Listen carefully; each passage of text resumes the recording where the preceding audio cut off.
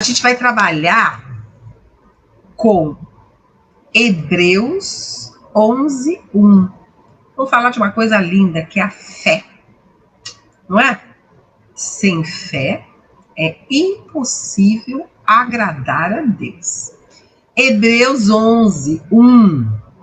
Ora, a fé é a certeza das coisas que se esperam e a convicção das coisas que não se veem, né?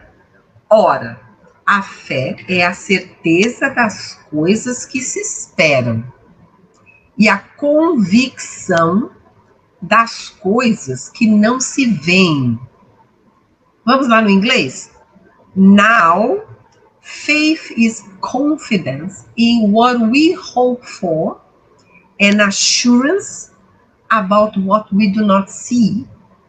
Again, now, faith is confidence in what we hope for and assurance about what we do not see. Muito bem. Hebrews 11:1. Esse, então, é o primeiro versículo do capítulo de Hebreus, onde ele discorre incansavelmente sobre a fé, né? E aqui, olha só. Ora, now, né? Quando a gente quer introduzir um tema, um assunto, então, de repente, você, now, né? E esse ora. Faith, porque em português está aqui, ó, a fé. Só que no inglês, você sabe que tem aquela coisa de countable and uncountable. Os substantivos podem ser contáveis ou incontáveis, né? A gente tem isso no português também, mas a gente não faz muito essa distinção, a gente trata isso de uma maneira muito natural, é que a gente nunca percebeu. Só que no inglês é diferente, porque se for uncountable, eu não posso falar uma fé, a fé, eu não posso, eu falo simplesmente faith, faith, eu não vou usar o artigo. Então, faith is confidence, a fé é a certeza, porque confidence é confiança. Quando a gente tem confiança numa coisa, a gente tem certeza. So, faith is confidence. A fé é a certeza. Certeza é o quê? Das coisas que a gente espera, das coisas que a gente deseja, das coisas que a gente quer muito. Então, quando a gente tem fé, is faith no quê? Nas coisas que a gente espera. In what we hope for. In what we hope for. Faith is confidence in what we hope for. E o que mais? E a convicção. And assurance. De novo, é incontável, então eu não vou usar artigos. Tá? And assurance. A convicção. A convicção do quê? Das coisas que não se veem. Né? Assurance about what we do not see. So faith is confidence in what we hope for and assurance about what we do not see. Certo? Porque a gente não pode ser como Tomé, né? Senão não é fé. Se a gente soubesse o que já ia acontecer e como ia acontecer, a gente precisava ter fé, né? Então, a fé é essa confiança que a gente tem, né? Que a gente tem e que a gente tem certeza que vai acontecer sem a gente estar vendo, né? A gente está completamente no escuro, mas a gente confia, a gente tem tanta certeza. E ao longo da Bíblia, houve muitas histórias de fé, né? Porque ao longo, na sequência desse capítulo, eles vão falar que sem fé é impossível agradar a Deus. Então, não dá para a gente falar de fé sem falarmos de Abraão, que é considerado o pai da fé, né? Faith father, né? Ele é considerado o pai da fé. Por quê? Porque ele confiou em Deus o tempo todo, ele depositou a sua confiança no Senhor o tempo todo. Ele acreditou que ele seria o pai de muitas nações, certo? Olha, a Sara veio a engravidar quando Abraão tinha 99 anos. Foram décadas, anos e anos de espera, mas ele confiou na palavra do Senhor, certo? Não quer dizer que ele não tenha errado, né? Acabou deitando lá com a sua serva, né? Mas a pedido de Sara. Mas ele confiou, ele nunca deixou de confiar no Senhor. Ele confiou tanto no Senhor que depois que ele teve o seu filho, Isaque, o filho da promessa, ele levou o seu filho ao holocausto, a pedido do Senhor. O Senhor queria testar sua fé.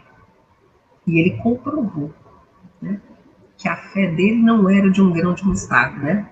Ele foi provar ao Senhor a sua fé. O Senhor disse para ele: sai da tua casa, da sua parentela e vai para um lugar que eu vou te mostrar. Gente, ele era um homem rico, abastado. E ele deixou tudo para trás para seguir o direcionamento do Senhor sem saber para onde ir. Então essas são só algumas demonstrações pelas quais, porque ele foi considerado o pai da fé, né? The faith's father. E também não dá para a gente falar de fé sem falarmos do rei Davi, que esse também não entendia. Ele é considerado um homem segundo o coração de Deus, né? A man according to God's heart, the Lord's heart, right? E ele confiou em Deus todo momento, todo momento. Então, essa conexão que ele tinha com o Senhor, né? Ele depositava, né, a fé nos... Quando ele foi ungido rei, poxa vida, ele passou por tanta coisa, né? O que ele fez? Ele foi ungido rei e assumiu o poder? Não, ele voltou lá para o seu pasto, lá para pastorear lá as ovelhas do seu pai, não é? E depois de tanto isso, ele foi levado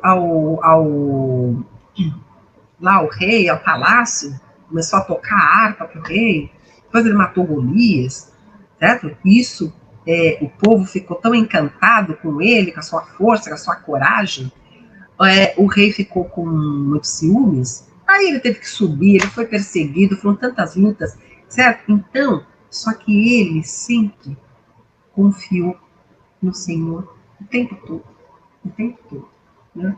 Fé. Também é difícil de falar. Como é que a gente vai falar de fé e não vou falar de Noé, né? Que ficou construindo aquela arca. Acho que ele levou 120 anos para construir aquela arca, num lugar que não chovia. Mas ele foi seguindo um direcionamento do Senhor. E também, eu vou comentar aqui algumas demonstrações de fé que encantaram o Senhor, né? A primeira é a história do centurião. Você lembra do centurião que estava com o seu servo, né, adoentado? Ele foi e procurou pelo Senhor Jesus, né? E prontamente Jesus se ofereceu para ir à sua casa. Mas ele disse: não, não precisa. Eu sei o poder, né, da hierarquia, porque eu, quando eu falo com os meus servos, com os meus liderados, vá aqui, faça isso, eles fazem. Então basta que o Senhor somente dê uma palavra. Eu não sou digno de o Senhor ir até a minha casa, basta que o Senhor dê uma única palavra e o meu servo será curado. Essa foi uma fé que impressionou Jesus. Muito bem, e assim foi. E olha que interessante, que nesse meio do caminho, na sequência também, houve a ressurreição do filho da viúva de Naim, que já estava falecido. Ele foi ressuscitado por Jesus no meio do velório. E aí também nós temos a história que todo mundo conhece, que é a história da mulher do fluxo de sangue, né? Que ela levou 12 anos com aquela infecção, com aquele mal súbito, ele gastou todo o seu dinheiro e nada acontecia. E ela veio naquela ficção, se eu tão somente tocar nas suas vestes, né?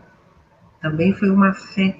Ela não conseguiu falar com Jesus, ela simplesmente tocou e foi imediatamente curada. E o Senhor Jesus percebeu que dele saiu o poder, né? He could feel it, power, yeah, getting out of him. No momento que ele estava indo à casa de Jairo, porque a sua filha estava adoentada. Olha que interessante, Jairo era um homem importante, ele era um chefe da sinagoga. E a sua filha estava adoentada, a sua filha de 12 anos. Olha a correlação, né? Nesse meio tempo dele estar indo à casa do Jairo para curar a sua filha de 12 anos, ela acaba falecendo. Nesse meio do caminho, né?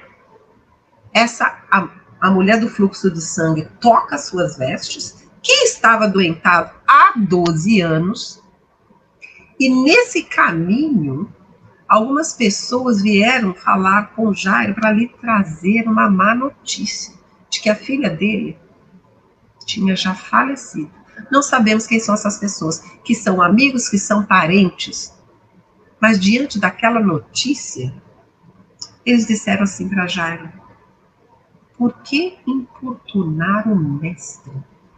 A sua filha já morreu. Ainda assim, ele seguiu com Jesus à sua casa, onde essa garota foi ressuscitada. Então, assim, são grandes demonstrações de fé. E esse é um grande desafio que nós temos, né, nos mundos de hoje. Ter fé. Mas a fé, né, nós que somos cristãos, que recebemos a graça do Senhor, essa graça nos ajuda a ter fé. Essa graça nos proporciona paz. É por isso que o apóstolo Paulo, ele sempre, né, saudava os irmãos como graça e paz. Porque para você ter paz, você tem que ter recebido a graça do Senhor primeiramente. Grace and peace. Certo? Então, uma promessa maravilhosa aqui do Senhor. A fé é a certeza das coisas. Existe uma outra versão, aliás, a maioria das versões trazem o seguinte: ora, a fé é o firme fundamento das coisas. Mas eu preferi usar essa versão, a fé é a certeza, para ficar um pouquinho mais literal. Faith is confidence, right? In what we hope for, né? E aí, aqui, e a convicção das coisas que não se veem. Então, muitas versões trazem. E a prova das coisas que não se veem. Não tem prova, né? Mas a gente tem que confiar, não é isso? Então, assim, é convicção, assurance. An assurance about what we do not see. Se a gente tiver que ver para crer, não é fé. Certo? Assim como a gente acredita que o mundo foi criado do nada, não foi assim? Pela palavra do Senhor, tudo foi criado. E nós que acreditamos nisso, é fé, né? Contra a fé não há argumentos.